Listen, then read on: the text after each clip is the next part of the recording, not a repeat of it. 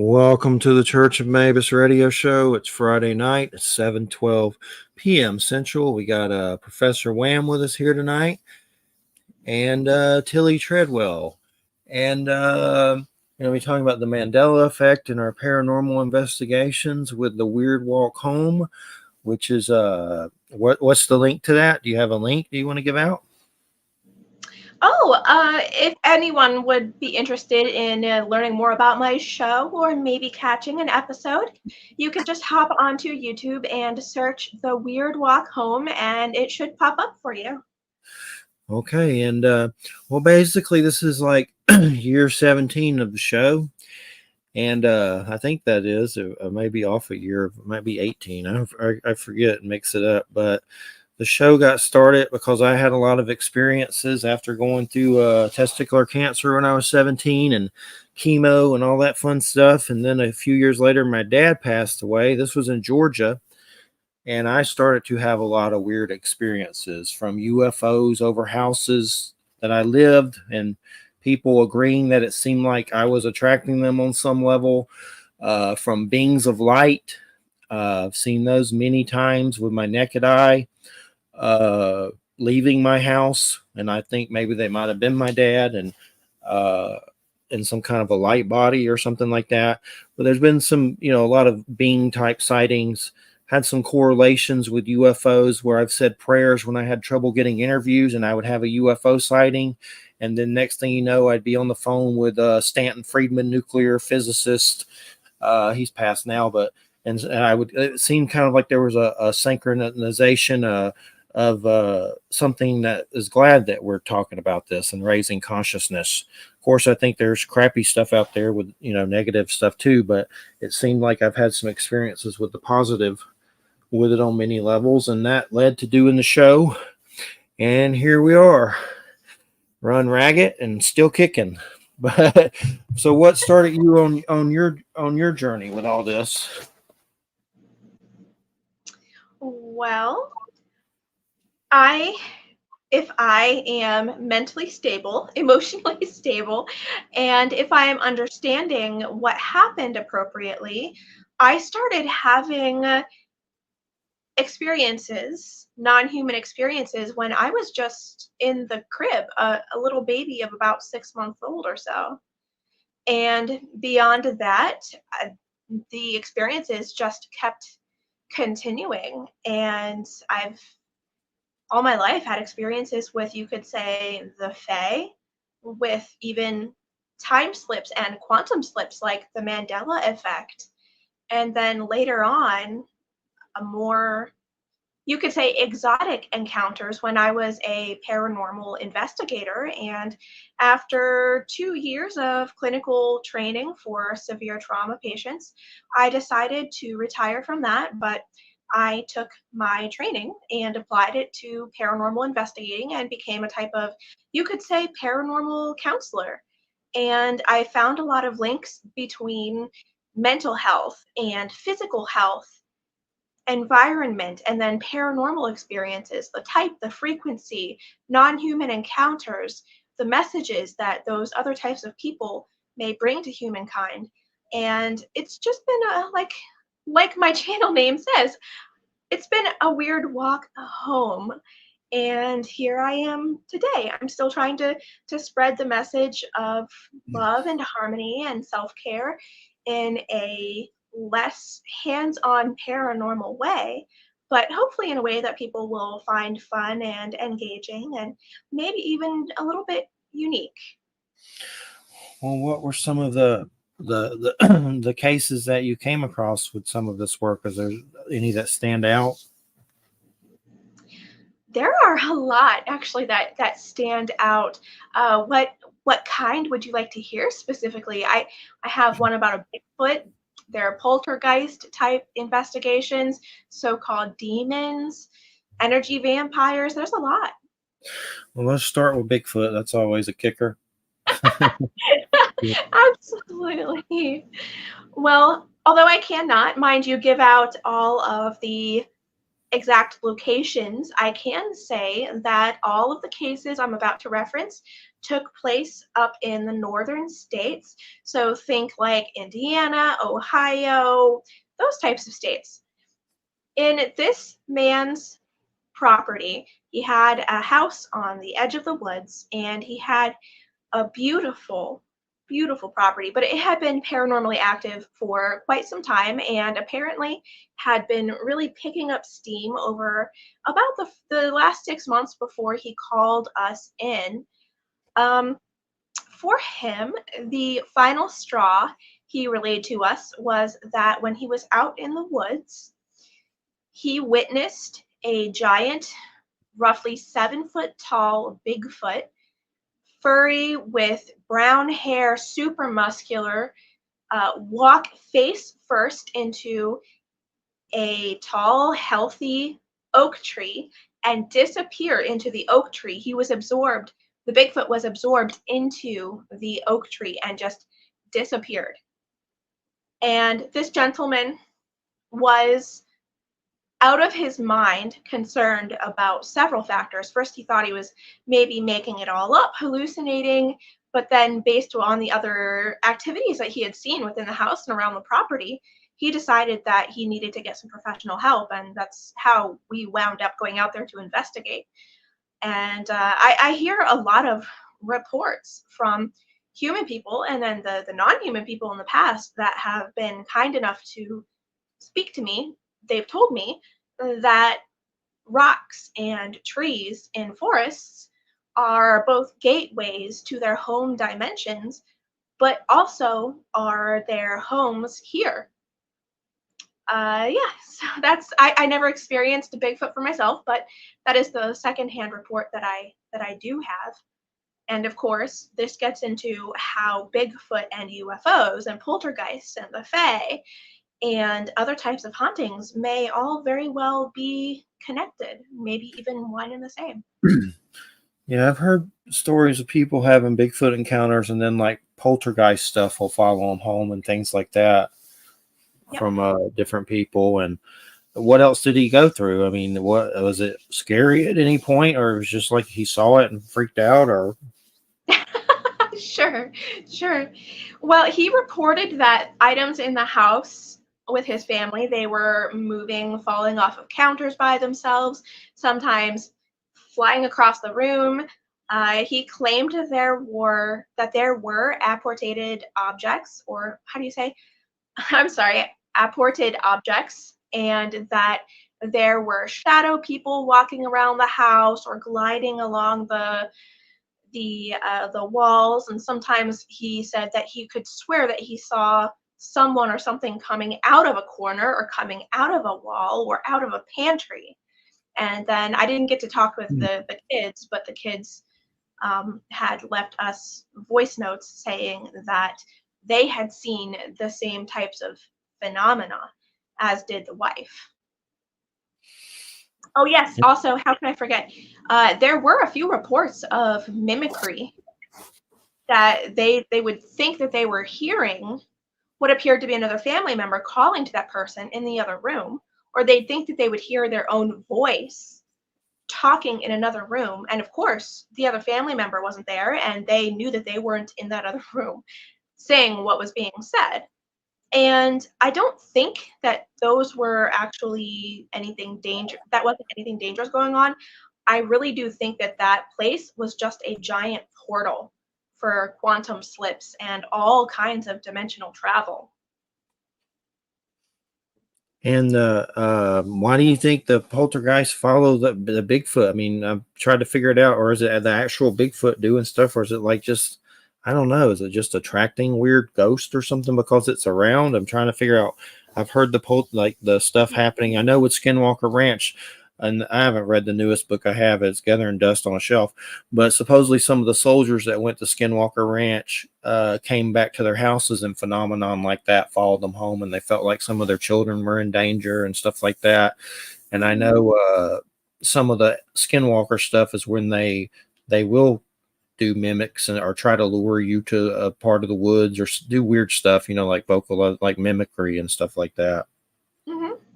Well, I think that it might be important for me to make it clear that I don't like or appreciate what the Skinwalker Ranch team is doing. They go over there, they're launching off violent rockets, they're digging up who knows what, and they just have a bad attitude, in my opinion. They have a really combative attitude. And so I think it's perfectly fair for anyone else out there to see it as acts of war. So I have no sympathy for those men. Yeah. And I do know that a lot of this is seemingly highly connected and probably the same thing. And I think that more often than not, it is a reflection of the person who is being interacted with, who is being haunted, allegedly. So this is where it gets into my experiences with non-human people. So I've been diagnosed as being extremely neurodivergent. I have very low ego content and very low emotional content. The non-human people, back when I would do my investigations, you could say the jinn, the shadow people, the so-called demons, the fae, they would approach me and talk to me and say, we would talk to more physical people if they were calm and they weren't thinking emotionally and they weren't combative.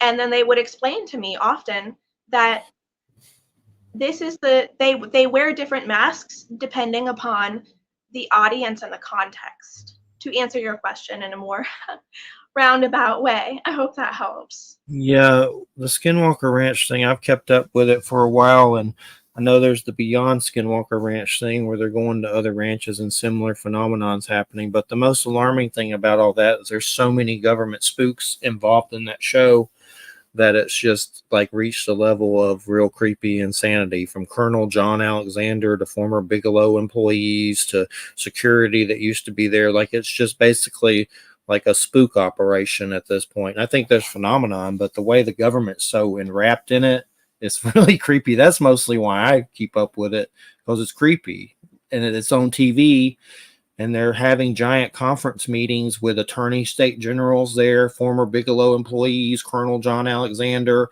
and they're showing it. And the last Yeah, season ended with them saying there's an alien base or something under there, and they can't drill through it, and they don't know if the military put it there or the aliens put it there or whatever. But it's definitely the weirdest crap I've ever seen on TV, and it's alarming and spooky. And then there's the Chris Bledsoe stuff. He was on Beyond Skinwalker Ranch, and it's the guy that can summon UFOs. He has a book, UFO of God, on Amazon that's doing well. And all these people under are like, I can summon UFOs now too. And they're all supposedly interacting with this phenomenon. It's in the Christian section with 5 stars. And they had him on Beyond Skinwalker Ranch with 2 CIA analysts as paranormal investigators and Colonel John Alexander, and him summoning phenomenon on this show, which mhm. is similar phenomenon that I've seen and interacted with, but not on that level in a while. But that's my thing with it. It's just creepy that there's spookery afoot for sure with it. It's like, are they going to bring out a real alien on this show next? Like they're up to something, or a fake alien. We can get into Project Bluebeam and all that crap. But it's definitely alarming. But yeah, Jay, my co-host, believes Bigfoot's entirely physical, and it's annoying. I mean, I've even wondered if there's some that are physical, and then there's like ghost Bigfoot, like quantum Bigfoot. Like you have us that are physical, and then we have spirits. So who's to say they're both not there, or a mixture, or different tribes, maybe different lineages or bloodlines who can do more than others with phenomenon or whatever. But we have Ron Moorhead coming on soon too. I'm looking forward to that. He wrote Quantum Bigfoot, and he has a new Bigfoot book coming out. And he's kind of someone that's diehard and been around a while and more open to that. It's a weirder phenomenon than people who think it's just King Kong running around in the woods, you know. Sure. Well, this is where I think it's really important to maintain an open mind. And I don't think that a lot of human beings are really good at that. And this is another area where non-human people have told me that this is why they avoid humanity, mostly like the plague, unless they need them for something. Because if we look at, say, the Bigfoot phenomenon, we have a person that seems to be both physical and then also able to transform into something more quantum. Why can't it be both? Why isn't it possibly both? I think that it is, and I don't understand personally the big deal around why a lot of people flip out about this type of thing. Like you said, there's both the spirit and the body, but what if reality outside of the human experience is a lot more blended, the physical into the quantum? Because it seems to me like human people mostly only experience and believe in the materialistic, the physical. And I think that that's a very backwards way of looking at it, at least from my own experience. Does that make sense? Yeah, and I know a lot of people with the Bigfoot thing. I've had some threaten to beat me up just because I thought it was paranormal a long time ago. Like someone threatened to Exactly. beat me up at my house because I think Bigfoot's paranormal. It's like you might need to get therapy, buddy, or something. Yeah, yeah. More And fiber in your diet. exactly. And that's essentially that's also why I retired from the Exorcist Light team that I was working on, because although the church leadership believed me and although my own team had proof of the things that I was saying, and it actually lined up with a lot of their own biblical beliefs, even though I'm not religious. I've never been religious. I don't like religion personally, just for me.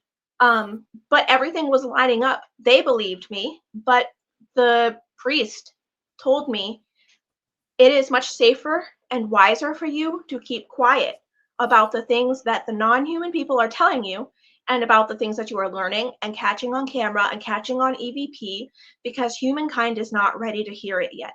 They are not ready for anything more yet, and your life could be put in danger. And so I found that to be true. I've only been at this public engagement uh, with my channel now for a few months, and I've already gotten threats, and I've already dealt with like sexual types of harassment and people just being so cruel and disrespectful when I've been nothing but kind to them. And this is why, as the meme goes, aliens fly by Earth and lock their doors. Yeah, what did you mean exorcist? Is that what it was? Is it like it being an exorcist? Exorcist Light. So I was helping to screen people who were applying for and or already utilizing church services and resources because they claimed that they were being haunted or harassed by demonic people. Hmm. Mhm. And what would happen to them with some of this demonic stuff? Was it kind of like textbook horror movie stuff, or I mean, what were some of the symptoms? Well, there was no possession going on that I ran into. Um, however, there was absolutely environmental disruption. There was sometimes even verbal and physical interruption. You could say that these allegedly demonic people were whispering in the human family's ears, things of that nature. Um, Anything and everything almost, really, to be honest with you. But I often oh, go ahead, I'm sorry. Oh, I was just thinking about me and Christina saw a movie last night, The Dark and the Wicked, and it was a pretty intense horror movie, but it seemed like they were stealing stuff from Skinwalker Ranch, but it was good. It was Mhm, definitely one of those you're like, do I need to be watching this? This is pretty mhm, crazy, dark. But it was similar things to where vocalizations and something messing with the cattle and things like that. And mhm. I mean, the demonic stuff, what's some of the worst that you've heard of that kind of stuff that happens? That I've heard of, like Or, second hand, third hand, or or just with your particular cases or anything that like a case that you said there were some demonic cases or something? mhm. Well, to be honest, worst is pretty subjective, and I don't see my former clients as being victims. So I see what happened as being fair and right because of the things that they were doing and keeping quiet from the church that I wound up finding out about and verifying. So I think it was all perfectly fair. And So what are some of the experiences that you've had personally? I mean, I know you said you've had some since you were a child, but what are some is there a particular case, I mean, experiences that you can tell us about that you've had? Yeah, absolutely. I've had experiences even up to earlier this week, but if you'd like to hear about one of my earlier experiences when I was a little girl, I was at my grandmother's house, and this was about 4 going on 5 o'clock in the morning, and it was in the early summertime. And I had spent the night over there, and I was just up. I love being up at night, and I love houses. I love domestic life. Even then, I was just fascinated with my grandma's house. So I would just walk around the house in the early morning and admire things, admire like the dim light of certain things. I don't know, I was a weird kid. But I was drawn to music that I heard coming from my grandma's backyard. My grandma, she kept an immaculate herb garden along with certain flowers and butterfly bushes, and she tended this thing like it was her baby. And I went to the kitchen window and I looked out because I was confused about the music.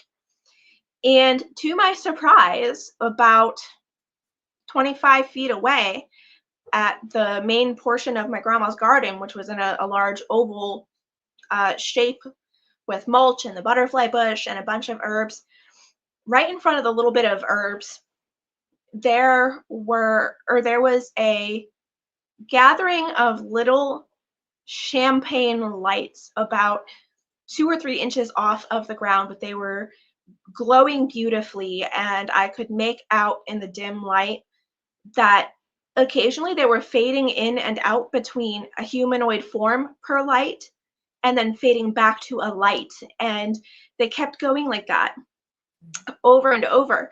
And as my eyes adjusted even more, I was able to see that they were having a party. They were dancing around with each other, some of them holding hands, dancing in a circle, some of them not just dancing in a circle together. Some of them were just watching. It looked like a lot of fun. And a few moments after that, after watching, this is by far, I think, the strangest experience that I've ever had encountering other types of people.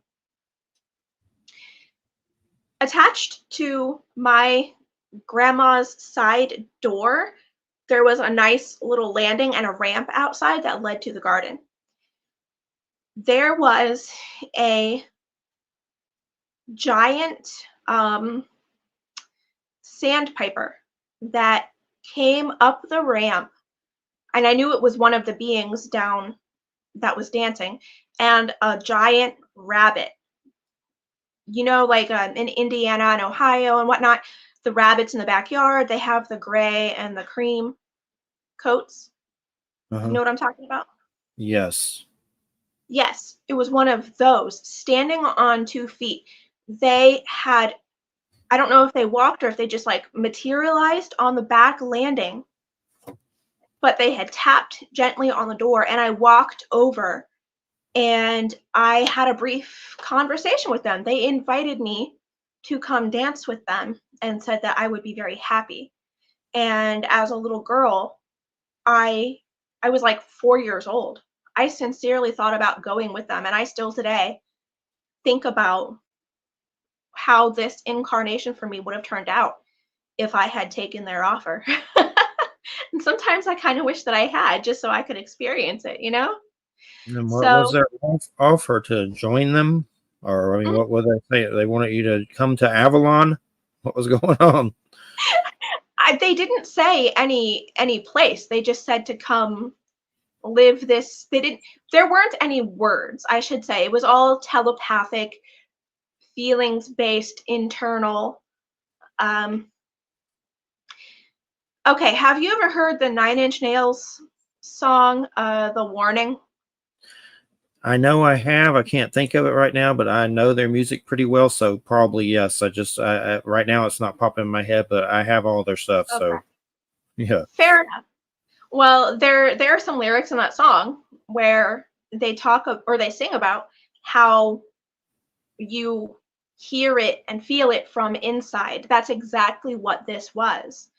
And they offered me to come with them because they essentially warned me that the human world was a painful place. And I listened to Pretty Hate Machine during chemo. That was like a soundtrack. So yeah, I know Nine Inch Nails for sure. And I know when you say you saw there was an experience I had once where I saw these silver lights out in the backyard and trees, and it was not glow bugs or whatever. It was something weird, like something fairy-ish. And at that particular time, I had seen this like weird fat little gray man that almost looked like a apparition of a Buddha statue you'd see at a Chinese restaurant, but alive. And there was a time where there was some white flashing lights in the windows, and I'd wondered if it was aliens with headgear or something. But those lights, I'll never forget them. And it was like almost like there was Christmas tree lights with electricity in the trees, but there was not. Like, Yeah, yeah. does that sound like fairy phenomenon? Was that similar? Like, was it lights in the trees or? Oh, it was in her herb garden, really low to the ground. Yeah, it was champagne colored instead. Is it fairy? Um, I know that a lot of those people, at least according to my experiences, from what they've explained to me, they don't really label themselves the way that human people do. It's all just very general and it all blends into each other. So, as they say, we're all just family, and apparently, with human people being more of the outlier, and that human people, it's more common for human people to put strong box labels on these things. So I'm sorry, I'm not quite sure how to answer your question exactly objectively, if that makes sense. I understand. And what were some of the experiences that you had recently? Sure. Well, we're moving right now, and as I'm sure you're aware, moving is a very liminal time, and that's when a lot of stuff can kick up, right? Yeah. Well, um, we discovered recently that the house we've been living in for the last 3 years has developed a black mold problem, and we didn't know it until very recently. And that whole side of the house, coincidentally, has developed a strong haunting. So, for example, the other day, my husband and I were standing in the bedroom, which we vacated now because it's just so active over there. And I looked up over his shoulder. There is a bathroom that is attached to that bedroom. And out of the door frame, on top of the door frame that connects those two rooms, like hundreds, if not thousands, of little mayflies came crawling out of literally the woodwork of that door. And then I flipped out because I've never had any problems like this, and it just came out of nowhere. And I've never heard of mayflies being like this. We've never had any issues like this, especially anywhere in the house. But then he went into the bathroom and found thousands more of them had just populated in the shower, just out of the complete blue. And right before that, we were sleeping one night, and you know how on YouTube you can have those lovely playlists that are really soothing for you to sleep to at night, right? Yes. Yes. We always play a playlist like that. And this one night, this had never happened before, has never happened since. Our TV, our YouTube app, switched itself from that delightful little playlist that we play every night to, I kid you not, a program about the apocalypse. And we woke up in the middle of the night to it turning itself up on full blast, and there was just the noise of a bomb going off. And then the announcer voice comes on. He's like, and there was massive destruction. and it scared the daylights out of both of us, woke us up from a deep sleep, and it was very interesting. But yeah, we moved out of that room like the next day. I stayed up doing a Florida water cleanse on the whole area and burning incense and all of that good stuff. But then recently, I've been having pennies appear out of the blue on my side of the bed and embedded in the carpet over near my side of the bed, and one in my shoe, and my husband has started to find them just scattered randomly around our house as well, near over by where we sleep now, in the living room where we have our bed set up. Also something brand new, never happened before. So yeah. Oh, me and Wham talked about Florida water before, and I always mean to get some, but I never do. That's the particular brand called Florida water? And what do you think about it? Does it really help with that kind of stuff and like get rid of it or whatever? It's like Yeah. cleanses. Yes. In my experience, it is wonderful for temporarily, the key word is temporarily, raising the vibration of any person, place, or situation. But it only lasts for a few hours, maybe 12 hours at most, depending upon how much you spray. It can definitely last, though, a lot longer if you do a traditional voodoo style cleanse, which is to take the Florida water, put it onto a rag, or combine it with soap and then clean your furniture and or your door frames, your walls, that type of thing with it. So that's been my experience, though. We keep that part of the house now sealed off with Florida water and the lights on in that portion 24/7. We have no more problems with that side of the house, and I largely attribute it to how we use the Florida water to seal it every single day. Why is it magical? They make it a certain way. Is it like got stuff in it? I've heard of it a lot. I always Yeah. mean to get it, but I forget or something. And maybe eventually we will get some at some point. Yeah. Oh, that's okay. No, it's really, it's not blessed or anything like that. It just includes ingredients that are high quality and that are high vibration. They affect the physical and the quantum vibration of whatever it is applied to. Check it out. I know. Where do you normally get yours at? Sure. So I just buy mine in a mega pack on Amazon. I'll have to check Pretty it out. basic. Yeah, you And can get it on Amazon. In fact, I'm looking at it right now. Yeah, There's yeah. all different kinds. Mhm. Florida water, Florida water. Florida water. You can also get Florida water bar soap and Yes. Oh, I was gonna just ask Wham, not spend too much time on it, but did you meet with Gail and or anything yet? Did that happen? I haven't yet. Oh, okay. Her brother passed away last weekend, and so Oh, they have been involved with, all of those family things. So I was going to connect with her over this weekend. I was maybe, the weather here is supposed to be crap tomorrow, so I was gonna actually text her tomorrow morning and see whether tomorrow evening might be a good time to go see her. So I'll see. cool. I'll connect with her at some point. Gail is a Bigfoot situation, so we're always gathering Bigfoot data.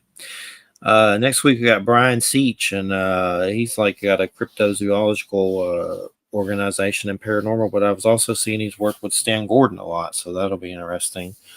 I mean, everything's just so crazy energetically lately in the world with all the Trumpelgooch stuff and the Putin stuff and the blah blah blah. Everything just feels kind of off kilter. Maybe we need to like fill a tub, like a jacuzzi of Florida water, me and Christina, and just like take a bath in it or something. There's soap. That's Mhm. good to know, but everything just feels weird. But It doesn't it? like it's just on the verge of just totally going to hell like any second. Like I know he was. I don't want to get into this, but I know they were talking about Putin was maneuvering submarines and crap, and he was already threatening to blow us up again. It's like, we just do it and shut up. Like at this point, of course, I Right. don't. want him to do that, but I don't like it. I- But anyway, but so how's your husband feel about all this stuff? Is he pretty open to it? Does he have experiences? How did that work out? Yeah, sure. So, yes, he has experiences with me pretty dang often, honestly, and this has been going on for years. It really picked up right after we got married, to the point where he has seen his cell phone manifest itself into a place where it absolutely could not have been, and we had to fish it out together after a long period of not being able to find it. And there have been other experiences as well, and he's even seen a little, you could probably say, like, a brownie house fairy in one of his own clients' houses, over here in Florida. And then he's been finding the pennies recently. He's the one who brought it to my attention, because I thought I was going nuts. I was like, why am I seeing pennies everywhere? And then he approached me just last night talking about finding pennies everywhere, and he has no idea where they're coming from, and he thinks it's paranormal. I'm like, oh my God, thank you. I thought I was losing my mind at last. So, There's a an unsolved mysteries on that new one that's on Netflix. I haven't watched them all, but I want to start over and watch them all at some point. But there was one with the guy that's like I guess the Navajo police situation, like X-Files. They were having a situation where these coins kept appearing in this place over and over. Did you see that one, Wham? Do you remember that one? There was like a weird one where like the coins would fall from and clink on the floor. It's really creepy. And that guy's pretty respectable. It's like part of that weird Navajo X-Files department for the tribal police or something. But there was a story like that where these coins kept appearing, and it's on the second season or one of the seasons. It's just an episode about the whole Navajo police paranormal that's pretty good on there. And there's a coin situation, so that is weird when that happens. And so he does paranormal work too. When you say client, that's what he deals with, like that, or was it something else? say that one more time for me. Oh, Or, your husband said you said he saw some type of fairy in a house. Was he doing paranormal work there, or was it something he does something else? oh, it was something completely unrelated. Typically, my husband is about as psychic, I like to say, as a stale ham sandwich, and that's okay. We need people like that. That's perfectly fine. But his work is going into other people's homes to do personal services. And yeah, he saw this little brownie, you could say, running to duck underneath of his client's couch when he was there working. Mhm. What did it look like? Did he say what it looked like? Was it like the little ones on Willow? The little things. Well, look, oh my gosh. I, I apologize. I've not seen Willow in a long time, so woo. But I can say that he said it was only a few inches tall. Hey, honey. Oh, he don't hear me. It's okay. I know I'm always trying to figure out a thing I saw. That's why I asked. A long time ago, I saw these three cloaked beings in the woods that were small and slender. They kind of looked like skinny Jawas.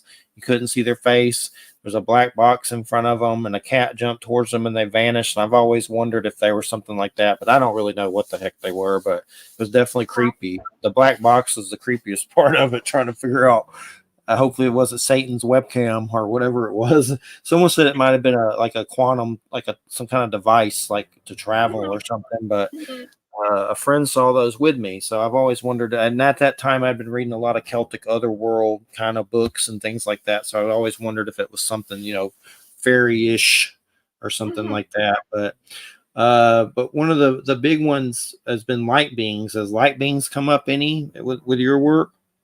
Oh yeah, actually, light beings, that's been with me since I was like, I don't know, 3, 4 years old, maybe 5, when I explained that experience to you. But then also when I was around that age, I experienced what I do believe to be a light being directly in my bedroom.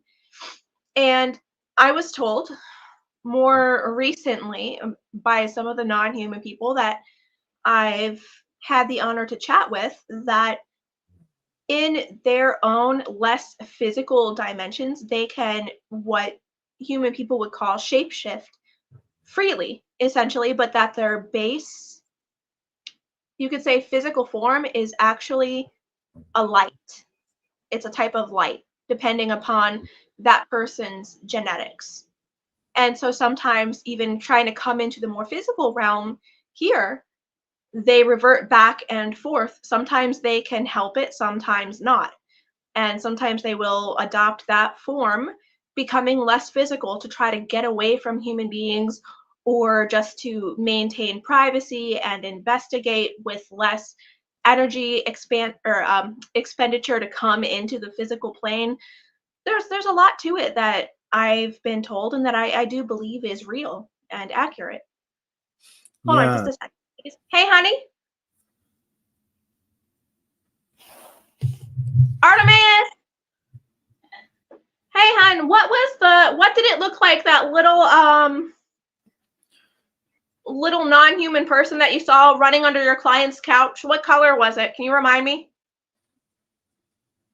A light tan color. Okay, he says that the little being that he saw under his client's couch was like a little light tan color. About how tall was it again? Oh, Because I don't remember what you said. like 8 inches. And he said that it was about 8 inches tall. Definitely interesting. Yeah, there's Willow the movie, which is great, but then they made the series, which was not so great on Disney. It was kind of ugh. But the movie's much better for sure. But there's little pixies that run around in it or something. I remember. I can't remember their names, but Gotcha. well, I think a lot of the fairy stuff and the alien stuff's connected, and a lot of people think that, but there's definitely, like, it might be one and the same phenomenon. Very similar for sure. And so you said you're not religious, but would you consider yourself spiritual with dealing with all this? Is there a particular belief system that applies to your spirituality? Those are great questions. I would say that I'm deeply spiritual, and that if I had to lean towards any kind of organized system of belief, it would be possibly like Japanese or Buddhist animism, but only the portion that applies to believing that every object is sacred and may contain a soul or a person or a spirit. And yeah, that's about as deep as I go with any organized religion, to be honest with you, or organized spirituality. Otherwise, I just believe that it is healthiest and most accurate objectively to, how do you say, take as much responsibility as one can for his or her own mental health, safety, incarnate journey, the storyline that one chooses in this life. And I do not believe in any kind of worship whatsoever for myself. If other people want to do it, that's not my business, I don't think. But for myself, I think that worship is evil, and I think that it is a great way to enslave someone. And I know when I've seen the light beings, it was kind of a proof to me that there's, a great spirit, God, or maybe even, Christ consciousness, because they were glowing people. So they probably Sure. have a supervisor, or the force, the nirvana and things like that. But I know Mandela effect was one of the topics, and I don't know much about that. My extent of knowledge is that Berenstein Bear situation. That's about all I know about Mandela effect. First off, why do you know why they call it Mandela effect? It's not after the leader dude, like from Africa or whatever. Is another reason why they call it Mandela effect, or is that just like, I think Mandela can mean more than just a last name? Like, it means something else, like something spiritual or something, doesn't it? Perhaps, but if so, I'm not aware. From what I understand, it was named after Nelson Mandela because Oh, really? several Okay. people, several people back in the day remembered him dying in jail or prison in 1991, and that was my memory as well originally. But now that's clearly it's not the case. So, and then there are some people that have multiple fully formed memories about when he passed away. And I've talked to a few of those people too. So it seems to me like it's just an example of how storylines, timelines, and events, objective events per the timeline can change on a dime. And it's when like timelines, like you see something like, let's say Berenstein Bear, and then you see it later and it's spelled a different way. Do you know some other examples of it, of experiences with it? Yeah, excuse me, I'm sorry.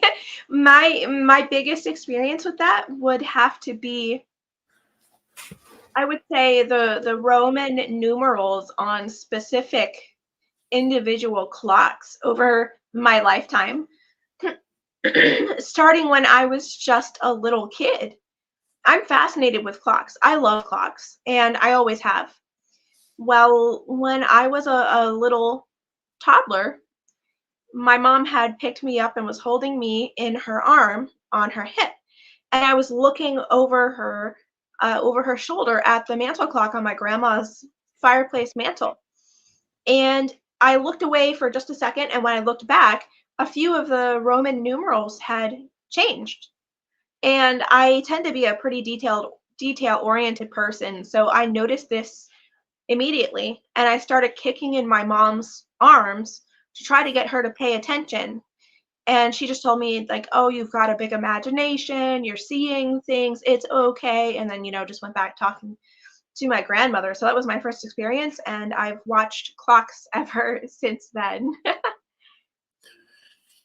Me and Christina found this clock. I forget where, but it's like one of those as seen on TV things, and it's a clock. Every, I guess, number is a bird sound. I Like a different. love those. Yeah. I would think it would get annoying after a while if you're like trying to sleep next to it or something, but we haven't. But yeah, it's like every number is like a different bird species making its racket. Yeah, those are fun. My grandma, when I was little, she had one of those as well, and I didn't realize this at the time, but I later on learned that the reason it stopped making noise after 8 o'clock p.m. is because she was turning off the uh, the bird calls. There was an option to do that on the back of the clock. It was at Dollar General, apparently. Christina said that it was pretty neat. Definitely, like you don't want to set that up near the bed. There's like a cuckoo clock next to your bed, pretty much. Still cool though. It's still neat. But Mandela effect. What's the Berenstein Bear thing? Is that legit, or is that just like, I don't know, crud? What is that? What is the deal with that? Is there something to it? You think the Berenstein Bear thing? I do. My husband and I have even come across official merchandise before together where it's spelled differently. And we've even seen a few items that have both spellings on it. And it's an official item, brand new, licensed from that company. So absolutely, I think that there is something to it. But whether that is just for some cases, some person in the company misprinting or playing a hoax, or in some other cases, I do think it's real. I just think that every single incident of an alleged Mandela effect is different and deserves to be scrutinized on its own, at least at first. That's my opinion, though. What about you? I think there's something to it. I mean, I'm not going to rule it out. I mean, I've seen little dwarf people when I'm standing around a black box, so I try not to rule anything out. But I think there may be something to it. But I'm not like die hard into it. Like I only just seen like little things about it and stuff like that. I know there was some horror movie that I meant to watch called that, like, but I didn't get around to it or something. But is there any other thing you can think of with it that's weird that comes to mind? Like any other experiences with it? With the Mandela effect? Yes, yes. Not that I can think of right now, to be honest, because the rest of my Mandela effect experiences, at least strictly speaking about the Mandela effect are pretty bland, bland and run of the mill, like seeing the Target logo change or stuff like that. You know what I mean? So it's hard to say in that way, but I've definitely had time slip experiences, and those I kind of tie into the Mandela effect because I regard them both as being time or timeline slip event types, if that makes sense. Yeah, I was thinking about that a lot lately from that Loki show. Me and Christina are watching Loki. That has a lot of that kind of stuff in it. The Marvel show with the trickster Loki, Tom Hiddleston or whatever his name is. But and quantum, what do you think about timelines? You think there's like a bunch of them happening at once and they merge once in a while, or what's some of your thoughts on that, like timelines and stuff? Sure. So I personally think that anything that ever could happen has happened, is happening, and or will happen depending upon one's viewpoint. So from the incarnate viewpoint, we see past, present, future. But from what I understand, in incarnations that are lighter in vibration, lighter in density, you have more access and control over time, the understanding of time, the flow of time. And even though I think that humanity, a lot of human people are at a crossroads right now, and that a lot of human beings are really suffering and struggling, I do think that as a whole, humanity is raising its vibration slowly but surely. And I think that that's why we're getting more and more reports of time slips and Mandela effects, and then people swearing that they know someone, for example, really intimately, really closely, and then find out, for example, like, I don't know, their husband, who they've known for 20 years, all of a sudden doesn't like cilantro when they used to love it. And I think that it's just an endless cycle of dealing with different versions of ourselves and each other over infinite timelines per incarnation, but that here in the physical, we don't have access to most of that. But I think that that'll change as each of us raises our vibration and gains more access to timelines and awareness, dual memories, all that good stuff. I don't know. I probably sound crazy though, so don't listen to me. No, there's something to it. It's gotten a lot more popular lately in shows and stuff, and that Loki show gets into it pretty crazy. I've seen weird things lately where I see like these webs of light everywhere that are kind of like I don't know if rainbow's the right word, but reds and blues, like strings, like everywhere, and you just kind of see it, and you're like, "What the hell is that?" It's like you just see it everywhere, and that's happened a lot to me lately. Just seeing like these, it's like almost seeing like webs of energy in the house. And I think sometimes it means there's some spirits around, or maybe it might be deceased loved ones or angelic. And my go-to usually if something negative happens is I'll call on Archangel Michael, and I think there's something to that stuff. I mean, it seems to work. But there's different things. I know even in voodoo, they call him Daniel LeBlanc or something like that. They call on Archangel Michael. But the light being thing for me, I've wondered if it's us when we're not in these bodies, because I've seen two leave a house here in Florida on Silver Lake, and I was completely sober that particular time. And I saw two leave my house as if they were in it, flew through the roof straight into the heavens. And something told me to go outside and see it. And I went outside and turned towards the house, and I saw it, and I'll never forget it. And I don't know if it was my dad. I don't know if it was the Apostle Jimmy. I don't know what it was, but it was two humanoid shapes of light as if they were visiting me. And I've looked into the heavens before and seen a bunch of them like around in the heavens, like almost like you see a cluster of them standing around. I think it's like maybe a staging area when we die that we go to, and it's like they go there, or when we sleep, maybe we project there.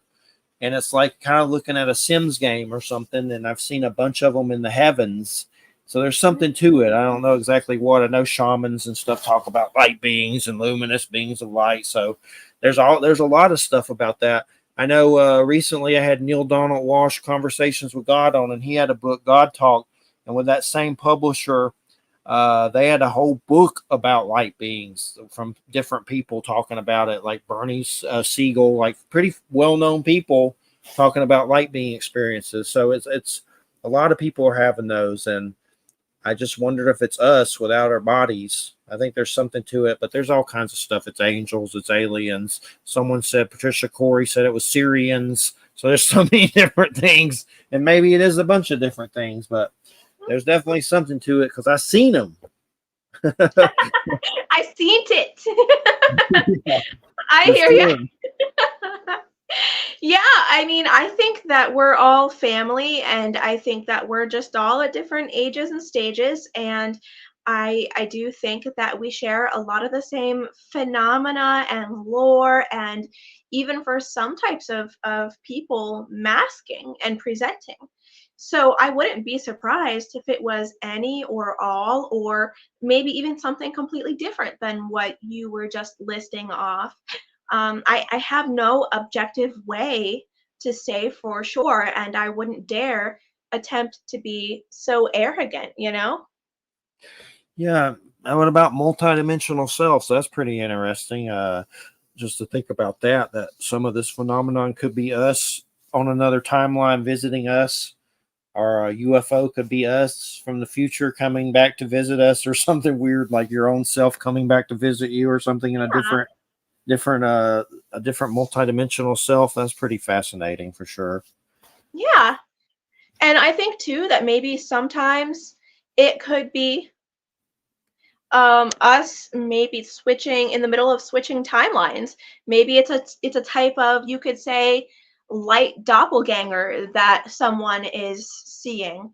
I've had experiences like that where I've watched my cat or my husband walk nearby, and then I call out to my cat or my husband only to find out that they're on the clear other side of the house, and they couldn't I couldn't have just seen that, what I saw. Or I've seen repeats of my husband or my cat walking by in the same way, the same direction. It couldn't have been possible. And so I think that there is a lot of shifting and doppelganging going on and whatnot. I think it all depends upon which viewpoint we are viewing life from, really. And I find that fascinating. Definitely. I remember Wham saying something about some Lovecraftian entity, multidimensional self, or something, something strange like that one show. Wasn't Oh, there wow. something like that, Wham? Like something like some kind of alien or something, some kind of entity or something like that. Something strange, Lovecraftian. I have no idea what you're talking about. I remember it. It's had to have been, well, all of the Lovecraftian entities, I mean, are said to be from another realm, another dimension. So, but oh, look at that! A centipede is crawling by my foot. I just looked down. It's talk about, no, that's fine. They're actually highly beneficial people. Yeah, we have them here too, and they always have a weird smell. I try not to hurt them. Well, They do sound interesting, don't they? they keep our spiders within tolerable limits. We live in a house where no crawling beast is summarily killed. Sometimes we Aw. have to move them sometimes because they don't always locate themselves in the best, the in the summertime, the cobweb, the cellar spiders will do things like, oh, here's water, let's build a web over the toilet seat, and you do have to move them when they do that, because that's not a good place. But anyway, I do not recall what you were talking about, Jeffrey. It So, was something about a Lovecraftian. So it was a long time ago, so I don't know why. I think maybe it was that when I was writing those short stories, and I had a dream. I had two dreams in one night of a being. It was a very strange being that seemed to be like um, Azathoth, who is supposed to be the idiot creator of the physical universe, and in the Lovecraft mythos, and and it was weird because I had these two dreams. It was like I was dreaming, and both times I was dreaming, and then all of a sudden, the dream, within the dream was interrupted by this weird being stumping around, kind of just stumping around. I mean, like not doing anything, but it was kind of like, if your dream was like a television and all of a sudden something invades it and just starts walking around. And it happened twice. And the being, what I remembered most about it was that it seemed to have these sightless, its head was kind of like it reminded me of like an asteroid. Like if you could imagine like just a rocky head, and it had two sockets where where there would be eyes if it was a normal, physical being, but it was like those sockets were just like holes. They had never actually held a side organ. It was just weird. It was very strange, and I couldn't figure out, like, oh no, don't crawl in my clothes. Let me move my clothes. I've actually stepped on a centipede before. You feel very bad about it. It's not I something know I when, would. yeah. I mean, I don't want to hurt it because they are. This is also, it's also a baby one, so I Yeah. don't want to. But I don't want it in my clothes. Anyway, um, anyway, so I thought it was odd that I was writing these stories, and then this being appeared in my dreams. And the second time it happened, I woke up and I just thought, that's strange, why don't you just go away? And it did. And so I finished writing the stories, and that was it. But that's the only thing I can think of, because it didn't have tentacles, I can tell you that. Yeah, the Lovecraft stuff and all that's so weird. It seems like he's definitely pulling from some kind of weirdness with all that weirdness. There's definitely something weird going on with it. Oh yeah, yeah. Well, yeah. I mean, I think that whatever came out of his head, whatever came out of his head is very. There is something to it. It's too tinged with fear. His own fear. Yeah. To be like an honest representation of something, unless unless it was so powerful he created his own egregores. But he touched on something. There is something there. But whether or not you want to actually interact with it is another thing entirely. You know, um, What about insectoid type aliens? Have you, Tilly, had any experiences with that? Or I've never have. Those freak me out just thinking about that, like the mantis and stuff like that, and things like that. Those are creepy to me for sure. Which that may not be their intentions, but just seems creepy for sure. The Yeah. mantis aliens. No, again, it doesn't really matter so much when it comes down to the end of the day what someone's genetics are.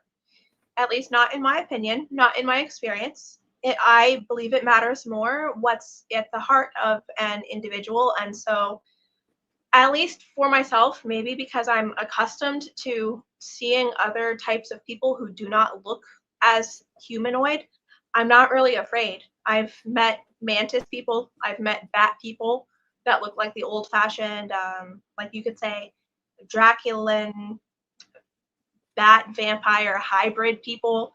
Uh, I've met other types of half human, half looking, animal looking people. And it doesn't bother me. It doesn't freak me out as long as that person has a solid code of conduct that aligns with my own, and we can communicate and they're friendly towards me. So, What do the Dracula people say? Are those considered psychic vampires, or is that something else? oh, that is something completely different. No, these people, I genuinely don't believe that they were trying to siphon off any kind of energy or anything. It was more that they were just showing me their genetic, you could say, translation of body from where they came from into how it would look here in the physical. Does that make sense? Yeah, I've had some reptilian experiences that were very strange, and they were multidimensional, and there were some psychedelics at play, but definitely other people around who were I was not. sober. Yeah, Yeah. most of my experiences, I've been sober, but I'm not going to lie. There's been some party experiences that have happened as well in my youth, but it happens. But as far as the reptilian things were like, it was Halloween night at a lake, and they were very ethereal. But the weirdest thing ever, I thought at first they were fallen angels or the devil, because my dad was a preacher in Georgia and all that. So my first thought was, oh my God, this is a false situation that's happening at the crossroads. But one was very humanoid with a lot of like some kind of apparatus that I wouldn't say Medusa, but it was weird, like a reptilian, but it had weird hair that I don't think it was snakes, but it was weird. And there's a hydra. The closest thing I've seen to it is some Mayan glyphs from some oracle cards I have, these wood glyphs of their gods. And it was weird because they gave a positive message, like I love you and write and sing and dance. And then you're seeing this thing and it's like a horror movie saying something positive to you. So it was like a complete conundrum. But I've also heard of that with ayahuasca, which I've never done that. But I know some shamanic experiences. They've seen serpent type entities during some of their tripping and stuff like that. So it seems something like that. So I think there's and Terrence McKenna and stuff. Like I've studied him, and I think there's something to that psychedelic experiences, and maybe these reptilian beings or serpentine beings. I know Wham's talked about Nagas a lot, which is some kind of a reptilian being.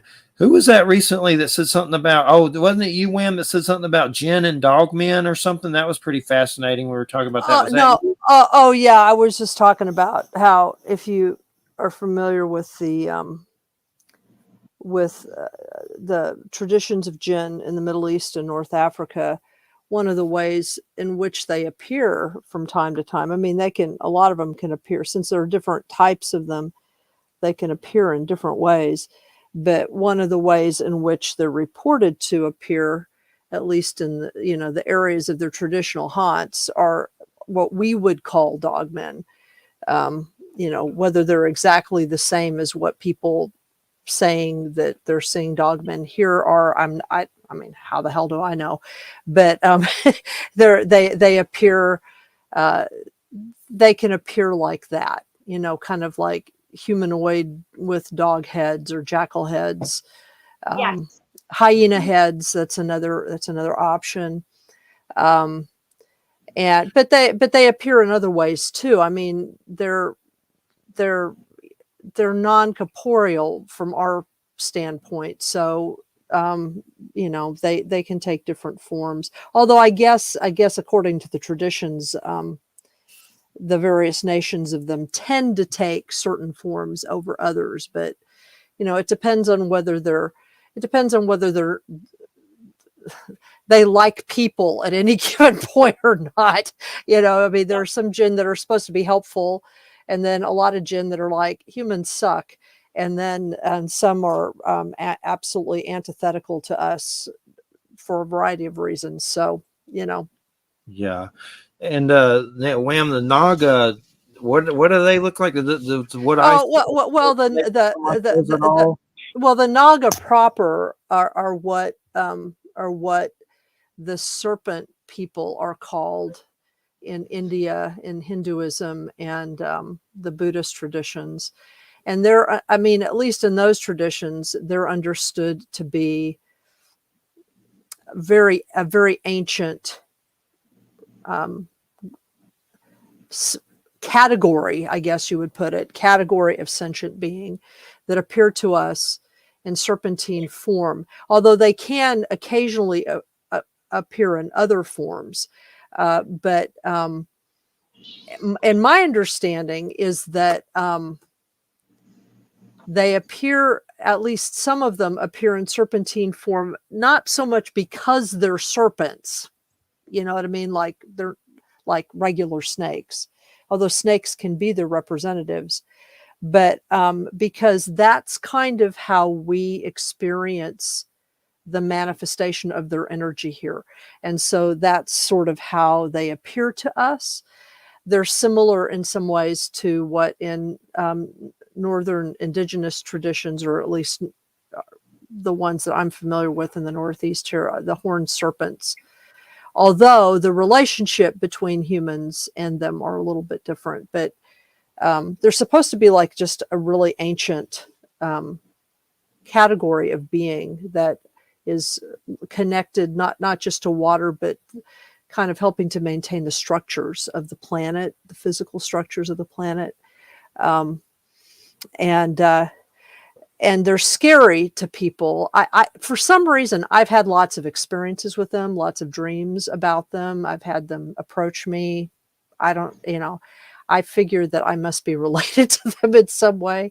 And I've had them come in my home, and I've had to ask them to leave because I don't like my sleep being disturbed. It's like, come in politely. If you can't do that, then leave. It's very simple. But I do offerings and stuff to them every month. So what do you give them? What do you give them? Porch? No. I mean, I do two sets. I do two sets of offerings on the new moons. On the new moon, I actually do offerings to the horned serpents here. And I do them in accordance with what I've been taught by both Algonquin and Cherokee teachers. And it's not to do, I don't give offerings to like get anything from them. It's mostly just to thank them for their reality and sort of maybe hang out in their energy sometimes. And mostly I think because, at least with regard to the horned serpents, they've come to me. I mean, I've had two distinct circumstances where they have actually come to me to greet me or to give me information. And apparently at one point, without realizing it, on the astral level, I freed one from an imprisonment, and I didn't even know that's what I was doing. Which would piss some people off, but I don't care because I'm not from here. So anyway, and then on the full moons, that's when I do the Naga stuff. And I do that in accordance with Hindu ritual, which I've been taught. Very simple Hindu stuff. So I try, whatever offerings I give, I try to do it within the context of whatever the tradition is, because that's sort of what they'll understand. That's kind of, it's what they're used to. And I even use the languages. So, like when I do the horned serpent ritual, I use Cherokee and Shawnee, the languages. And then when I do the full moon thing, I use Sanskrit. So, you have to study these languages a little bit to figure out what's going on. And again, it's not to get anything from them, although they have done things for me spontaneously, actually. There have been times when I've had some really, I've had trouble making certain decisions or trying to figure out, like, how can I let go of this situation or this person or something? And they've just shown up and said, listen, we'll take care of that. Just don't worry about it. And that, not in a bad way. It's not like they're going to kill anybody or anything like that. It's like, we'll just take care of that. Don't worry about it. Mhm. That's sort of in our purview, you know. And so then they do it, and then it's gone. I've had exactly the same type of relationships with what I do believe to be less corporeal, non-human people. Yeah, and I really honestly prefer the non-human relationship model because there's a lot more selflessness in it, in my experience. It's a lot clearer in communication, and I really love that they always follow through on the things that they promise. And I love that so much. And what you're describing makes a lot of sense to me. That lines up exactly what they have told me over a lifetime, that if people would be more selfless towards them, more objective and less accusatory, then they would be more than happy to interact with humankind. And so I think you nailed everything with what all you just said there. And I think that your testimony is really important, to be honest. So I'm very happy to have met you, my friend. Oh, well, you know, the truth is that I think what pisses them off, I think what pisses like Nagas off, or you know, some of these beings, is that there's this presumption that, and unfortunately, it's promoted by certain forms of occultism. This idea that that we have the right and prerogative to try to just control these Amen. beings. Exactly. And I just, it's like, why? I don't even want to I have trouble controlling myself. I don't need to control anybody. I don't need to have favors by people. To me, it's more of a friendship or a relationship, or Yeah. you know, and that's it, you know. You know, I will do these rituals for months without necessarily getting anything out of it. You know what I mean? In the sense that, you know, I'm not doing this to get anything. It's just more of an honoring. And Exactly. and then every now and then it'll pop up, you know, they'll pop up, and or I'll get some information. And I do that with other beings too. I mean, I guess it's like, oh, where did you go? It's like I walk around and I just assume that everything's alive, because Thank you. it certainly acts that way towards me. And so, you know, I just, you know, I try not to run into things, or I try to announce myself first, or, you know, whatever, because I feel like I'm surrounded by all the people. That's how I refer to them, as all the people. Yeah. You know? And Yeah. you know, I don't worry about whether I'm doing it right or not. I haven't found that they're that particular. As long as Correct. you're genuine and your intention is good, and you know, people You get get it. Yeah. people Yeah. get I so agree. exercised. Wow. I love that. Would you be interested in coming onto my channel in the near future to talk about animism and whatnot? Sure. Yeah. Awesome. Yeah. I mean, Jeffrey can give you my info. Yeah. Yeah. Yeah. But I Yeah. agree with you entirely. And I am really bothered by the human entitlement and the superiority complex that it seems most human beings have. And from what I've been told, human beings are born thinking that they are like top of the food chain and whatnot. And that does seem to be true in my experience. And then things like religion and politics just make it a lot worse. So outside of me doing my channel, I am an extreme introvert for the vast most part. I mean, like I'll do a few charity events here and there, but other than that, I avoid human beings like the plague. They scare me. Yeah, well, present human beings. I mean, I've met a few human beings that are okay, but they are not run of the mill. Exactly. Same. I have my little circle that I'm very, very close to and that I trust. And outside of that, everyone else gets the pigeon eye because usually they're disrespectful and entitled. Like, oh my God. So just last night, I had a famous author who was supposed to have an interview come onto my show, and I had to cancel because I wasn't feeling well because I'm dealing with mold toxicity and stuff. And I messaged this guy like 20 minutes beforehand or whatever, and I said, hey, I'm really, really sorry. I have to reschedule. And I explained, it's just so much right now. The only thing that he could do was the next day, he dropped me a message saying, oh, I had entirely forgotten about my deal with you. I went and saw a movie instead. I'm like, you're in your 40s or 50s. You don't do this to other people, but it's okay to do it to me. And this was after he had been snappy with me. And I couldn't figure out what was wrong. I just come to the conclusion that a lot of people just suck. I'm sorry to say. Yeah. Well, yeah. It's yeah, well, Jeffrey can tell you all kinds of weird crap that we've had. Strange, very strange cancellations. What was that one guy that got really weird? That got really weird and creepy.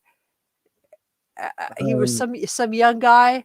He got really weird and creepy. Like you tried to schedule him twice, and he just, I don't know. And yeah, there was one where I'm not going to say who it is or what, but yeah, you don't have to do that. Kept not showing up, and it's like, and I was like, even nice and reschedule. He didn't show up to that one, and then he was like, "I'm sending you a Christmas box to make up for it." He didn't. It never got. And so I was like, "Okay, that's fine." Yeah.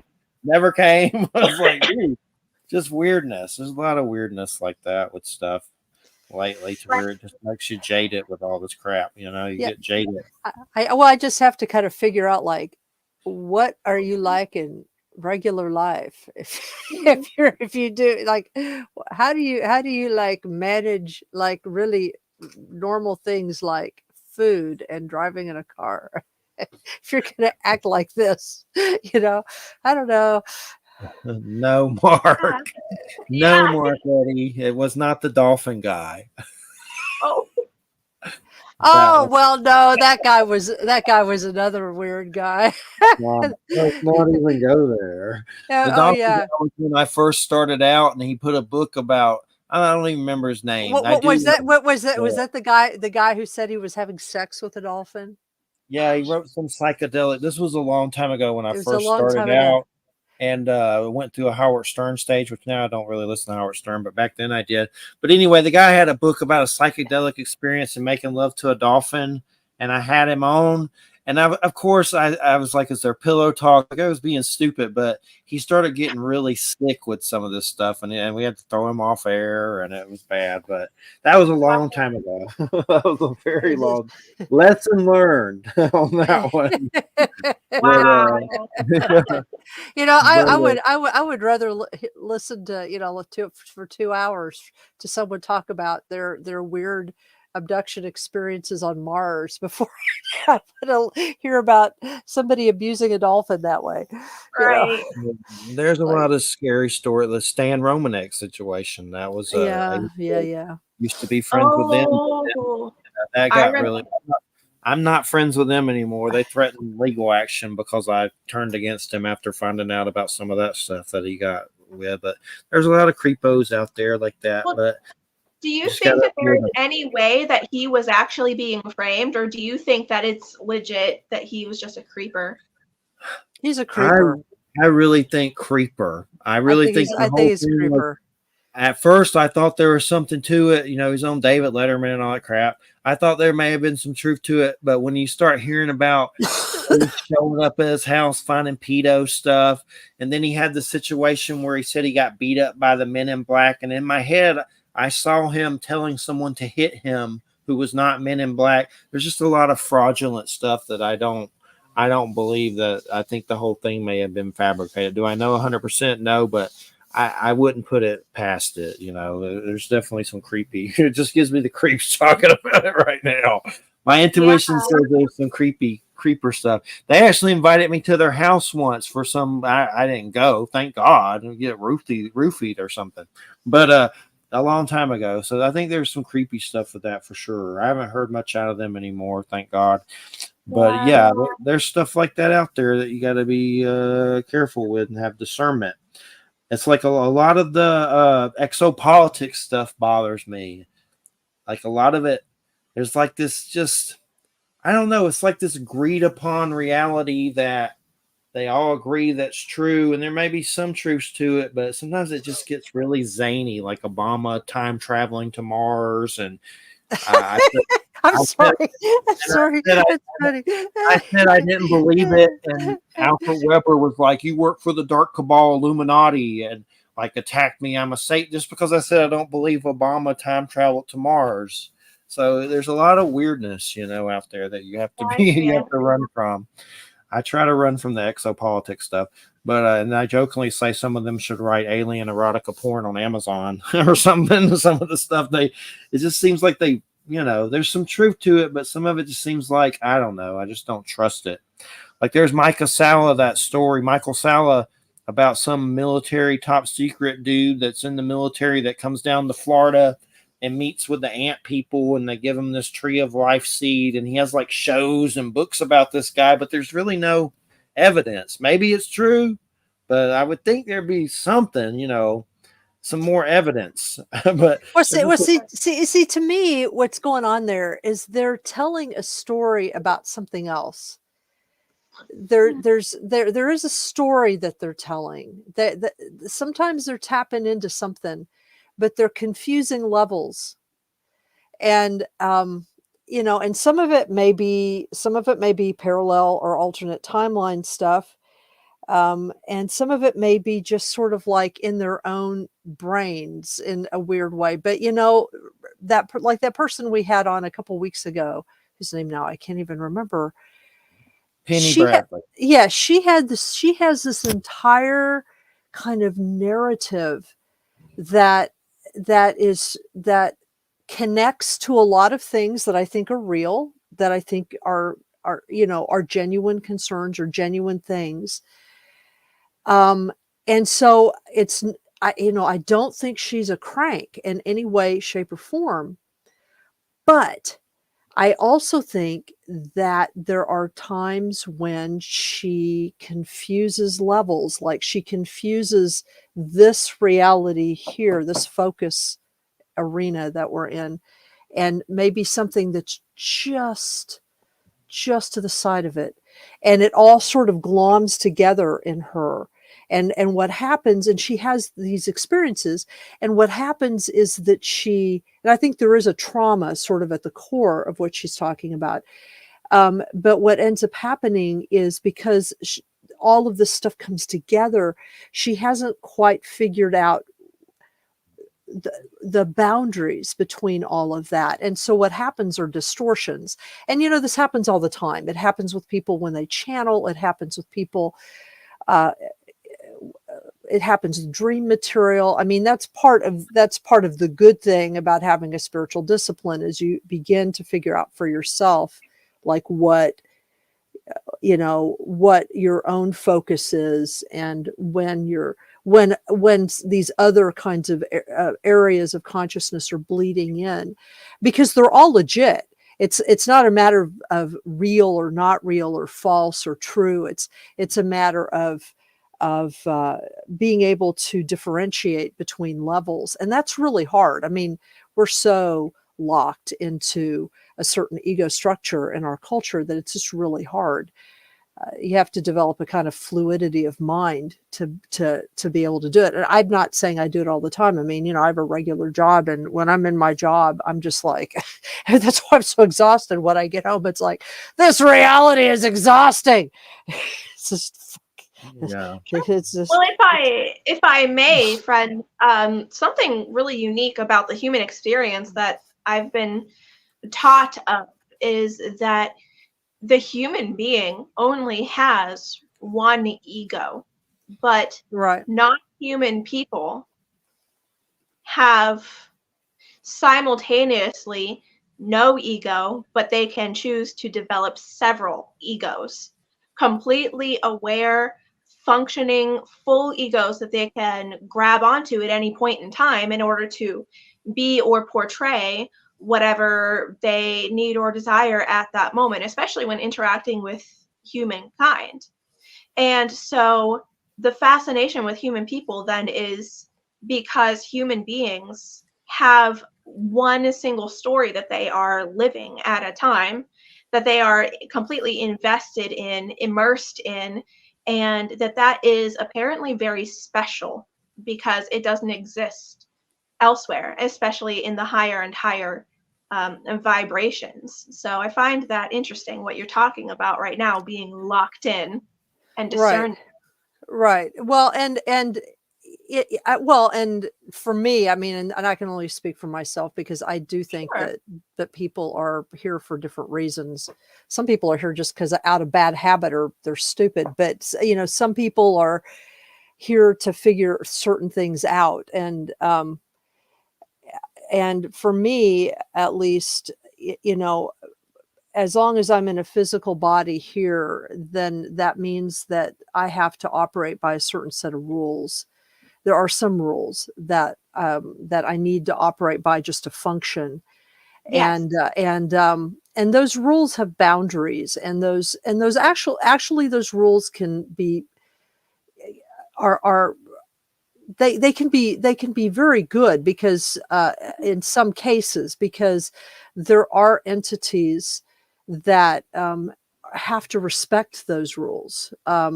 because this is a legitimate reality, um, and if you're here, you're here for a certain reason, and and it's just good to try to figure that out if you can, if you have the capacity to do that. I agree. But so, if you have the discernment, if a person has the discernment, then you can understand how to function or use the first of all, the reality that we're in is more malleable than we tend to think of it as being. It's we who become very rigid, but Yes. it once you sort of figure some of your own parameters out, then you can sort of start using it in very interesting ways. And you're not using it to harm anybody else. You're using it to figure out what reality really is, what the greater reality is, where this reality comes from. It's not to control anything, because you don't need to. Exactly. I guess that's the important thing, is that you don't need to. They're these forms of magic, that are all about manifesting your desires. Well, you're manifesting them all the damn time. You're just not paying attention to what your real desires are. Or So they may it's not, people may not know. Like, and it's yeah. so interesting because what you're saying is exactly a massive part of the like paranormal and spiritual counseling that I used to do. I call it existential therapy, where I would talk to people just about the nature of their situation, their physical, their mental, their emotional, nutritional boundaries, all of that, and then teach them how to craft a life that they're going to love within their own personal boundaries and goals and whatnot, and just learning how to have radical acceptance for one's incarnation as it is right now, I think would solve almost all of humankind's problems. There Right. wouldn't be the need Right. for politics, for religion, or for toxic relationships, or binge eating, you could say, or alcoholism. So yeah, this is why I think it's all very deeply connected. Although some kinds of binge eating are really great. Like there's this I love a pizza. there's well, not just that, but there's this wonderful, I just got a thing for it. There's this wonderful confection that you can make that's called it's a shai halud, a spicy shai halud. Those are the worm creatures in Dune, and it's like a big baked croissant, except it's like big and long, and you fill it with a sweet a sweet curry Huh, inside, and give it a mouth, and they're yummy. interesting. And you I eat lots. I like to eat lots of them, actually. Fair enough. Fair enough. I've never seen Dune. I've never seen the Loki show. To be honest, I don't watch very much TV. I don't participate in religion or politics. I live a very quiet, peaceful life otherwise. And I only interact with material that I need to for situations like shows that we're doing, or for books that I'm in the middle of writing, or the other types of authorship deals that I have. And that's it. I think, I don't know, for me, it just, none of it feels right. That's just me, though. I don't know. I'm very self-contained in that way. Right. Well, Wham's Amish too. Is she? I am not. I am so not. I am so She not. avoids TV, which I'm I so understand. I understand. I watch a lot of movies, and I will watch a show. But no, news no, and stuff, I well, avoid it. Jeffrey is kind of like, the expert on horror movies. I mean, I'm very careful about the movies that I watch. I do like some science fiction movies though, but I'm very careful about the horror movies I watch, because I've experienced too many things in real life for any of that to for any of that to actually be play for me or entertainment. But no, he's got his virtual background up here, but if you were to see his actual digs, he's got all of these horror fiction masks in the back. That makes perfect the class. sense. This whole collection. Like Universal Monsters and Nosferatu, the silent films, the good stuff. Like now, a lot of horror movies are just like too much, like it's gore porn. But I like the old good stuff, the real good stuff. There is a new Nosferatu coming out by Robert Eggers. I'm pretty. I've heard about that. Yeah, that's going to be a good one, hopefully. But yeah, the classics, Hammer horror, I like that. That's like Peter Cushing and all that kind of stuff, the good stuff. I know there's a movie that me and Christina may watch later, a Spaceman with Adam Sandler, where it's on Netflix and new, where he's on an astronaut and there's some kind of alien spider creature with him. So we're going to check that out later. Some kind of arachnid. Oh, I know one thing I want to say. Rest in peace to Richard Lewis. That was Yes. sad news. Friend of Larry David from Curb Your Enthusiasm on the show, and is a comedian, but he had Parkinson's, but he had a heart attack, so that was sad. And then also, what else? Ministry just had a new album, Hopium for the Masses, which is kind of a full throttle attack on the QAnon Trump crap, which is pretty amusing. Like there's a song on there called Goddamn White Trash. And Big Dick Energy, BDE. It's basically just going after Caucasian white power mongers. The whole soundtrack to go after Big them. Dick Energy. Yeah, there's a whole video. It's on YouTube. It's on YouTube. It's PG-13. So, but Hopium for the Masses. It's a good one. See, this is why I like Jeffrey. He's just funny. But Al Jurgensen is Ministry. It's a good band. It's been around for a long time, for sure. Well, we got about 5 minutes, and Tillie, it's been great having you on. And it's great that Wham's here with us as well. And what are some of the future things you got planned? What's going on? And you want to give your links out again? Sure. Yes. Absolutely. Thank you. Future plans. Well, I have this massive move that I'm in the middle of.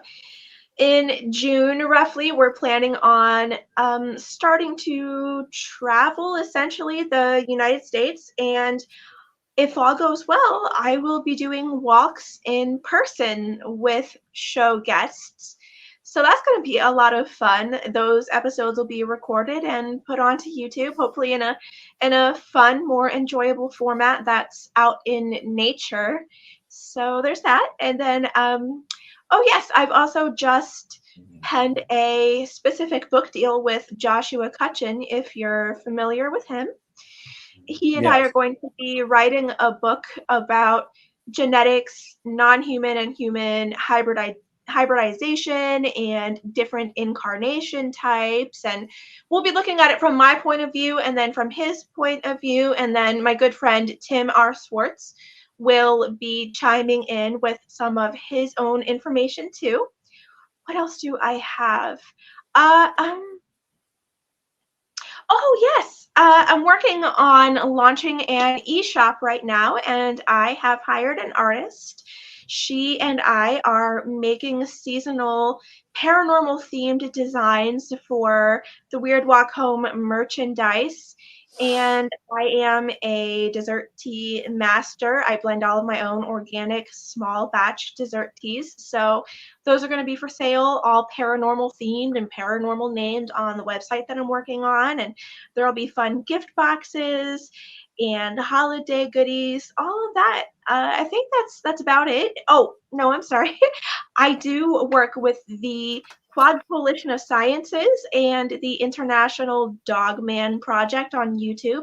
I am a paranormal author for those lovely gentlemen as well. And so I write exclusive content for them that you can only find on Facebook if you search those two names. I think that's really about it. But yeah, if anyone is interested, please go check out my channel. Tim Swartz and I run that channel together with my husband. That is The Weird Walk Home. That's on YouTube. That's really about it, to be honest. The Weird Walk Home is very, very new, only having been in existence since late October of last year. I have a dog in here snoring, so if you hear that, it's not my stomach; it's a dog laying on the floor snoring. So I'm just everybody's like, but yeah, I've Tim Swartz. I believe Timothy Beckley used to write a lot of books with him, and Timothy used to send me a lot of books, and I've interviewed. He passed away not too long ago, but I'm familiar with Joshua too. I've interviewed him before. It's been a while, and I have his Bigfoot books, the part 1 and part 2. I forget the name of them, but I have those. They're pretty good. Definitely need to get him on again sometime. It's been a while, but I think I had him on about the smell book he did. There's like a paranormal smells or something like The different. Brimstone Defeat. Yeah. That's a good one for sure. But it's been great having you on, Tillie. Thanks so much. Thanks to Mark Eddy. You always get great guests. We just scheduled Wally Wagner again, which is always UFOs in the Bible and stuff like that. Oh, that's fun. That's fun. Yeah, it's always a good one. Especially he's like kind of like Michael Carter. They're like these Christian preachers that are like rock and roll UFO in your face and trying to make their churches talk about UFOs. So that gets pretty Wow. weird. But yeah, Michael's been on Ancient Aliens a lot and stuff. But everybody, you're listening to United Public Radio, 107.7 FM New Orleans, and Brian Seach is next week. And we'll see you next Friday. Thanks, Tillie. Thanks, Wham. Thanks, Mark Eddy. Thanks, Jojo Montado. Thanks, Christina. And everybody have a good weekend. Thanks so much. Take it all easy. Bye. Bye.